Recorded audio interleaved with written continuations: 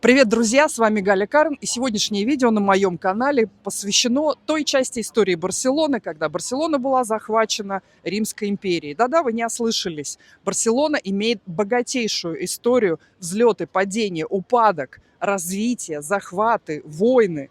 Благодаря своему стратегическому расположению, удобной гавани, рядом море, мягкий климат и зимой, и летом, Барселона всегда была привлекательным местом для жизни и развивалась очень быстро.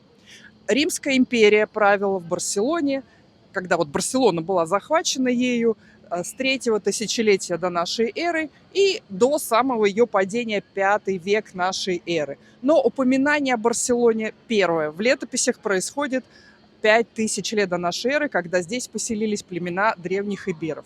А во время правления Римской империи Барселона, тогда ее называли Барчино или Барсино, имеет также очень интересную и богатейшую историю. Погнали!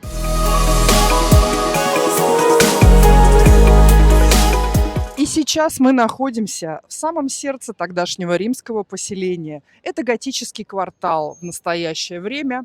При римском правлении Барселона процветала, обогащалась, население увеличивалось.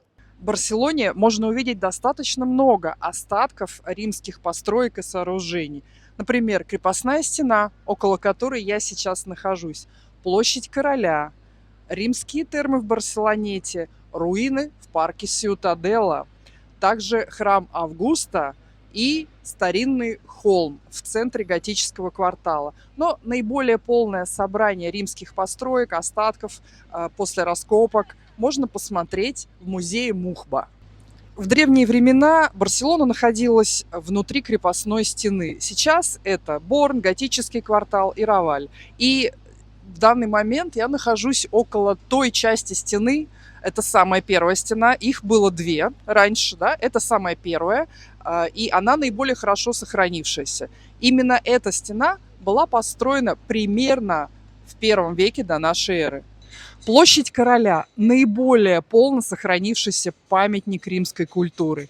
Здесь мы можем увидеть церковь Святой Агаты, Палаццо Реаль. Это был достаточно важный дворец графов Барселоны в Средневековье. Музей Мухба, куда мы с вами и отправляемся. И в это время это был центр культурной и административной жизни. Друзья мои, что я хочу добавить? На этой площади единственное, все постройки уже перемешались по эпохам. Есть постройки 16 века. Дворец графов уже больше относится к периоду Арагонской короны.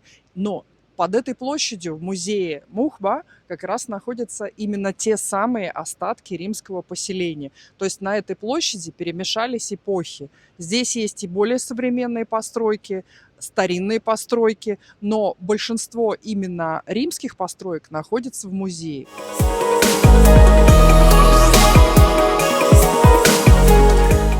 Одним из ключевых археологических объектов являются остатки храма Августа, построенного в 1 тысячелетии до нашей эры, который находился в центре Барсино. Вот, наконец, я и спустилась в этот подземный комплекс, который находится под площадью Короля. В музее находится наиболее полная коллекция. Здесь вы можете увидеть остатки древних улиц, водопровода, магазины, лавки, жилые дома.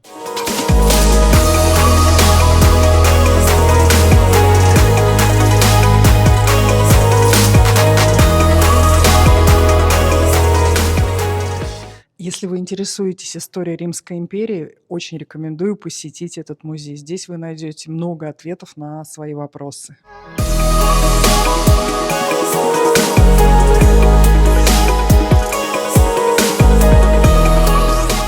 Остатки древнего римского города также существуют и в парке Сьютадела, и также римские термы в районе Барселоны, Барселонета. Но большинство из них закрыто для туристического и посещения. Как правило, это просто археологические раскопки. Поэтому наиболее полную информацию можно получить здесь, там, где я нахожусь, в центре города и в музее.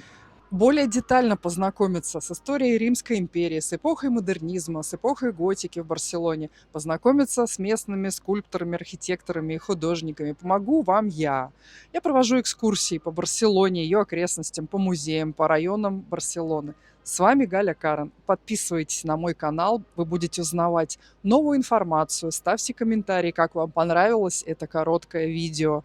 А я очень жду вас на личных встречах на моих экскурсиях. Пока-пока!